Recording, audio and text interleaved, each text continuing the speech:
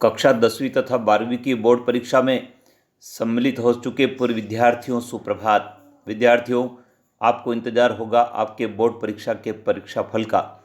बहुत शीघ्र ही आपका बोर्ड परीक्षा फल तैयार होने जा रहा है, क्योंकि माध्यमिक शिक्षा मंडल के अनुसार 2 चरणों में आपकी उत्तर पुस्तिकाओं का मूल्यांकन कार्य करवाया गया है। प्रथम चरण और द्वितीय चरण की उत्तर पुस्तिकाओं के मूल्यांकन के लिए बड़ी संख्या में मूल्यांकनकर्ता मूल्यांकन केंद्र पर पहुंचे हैं और उन्होंने आपकी उत्तर पुस्तिकाओं का मूल्यांकन कार्य भी किया है। विद्यार्थियों, आपका जब बोर्ड परीक्षा का परीक्षा परिणाम घोषित होगा, तब आपको इस बात की जानकारी होगी कि आपको परीक्षा में कितने प्रतिशत अंक प्राप्त हुए हैं। आइए विद्यार्थियों, जान लेते हैं बोर्ड ने किस प्रकार से आपके रिजल्ट को तैयार करने की तैयारी की है। प्रथम चरण का मूल्यांकन बोर्ड ने 5 मार्च 2022 से ही शुरू कर दिया था। इस प्रथम चरण में जो प्रश्न आपके प्रश्न पत्र हो चुके थे, उन प्रश्न पत्रों को मूल्यांकन केंद्र पर भेजा गया और वहां पर विषय के विशेषज्ञ शिक्षक एकत्रित हुए। इसी प्रकार द्वितीय चरण का मूल्यांकन 15 मार्च 2022 से शुरू हुआ था और इस चरण में सभी उत्तर पुस्तिकाएं जो अन्य विषय की थी वे पहुंचे और उनको जांचने का काम भी मूल्यांकन केंद्र पर शुरू हुआ।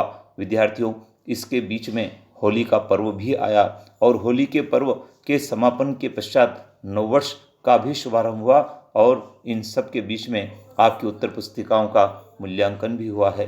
विद्यार्थियों, आपको बताना चाहेंगे, इस बार माध्यमिक शिक्षा मंडल ने आपका परीक्षा परिणाम शीघ्र जारी करने के लिए अंकों के प्रेषण की व्यवस्था को बदला है।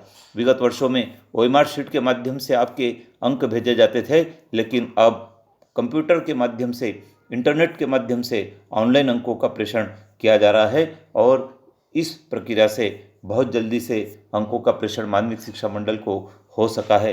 विद्यार्थियों, आपको कक्षा 12वीं के बाद उच्च अध्ययन के पाठ्यक्रम में प्रवेश लेना है और कक्षा 10वीं के पश्चात कक्षा 11वीं में आपको संकाय का चयन भी करना है।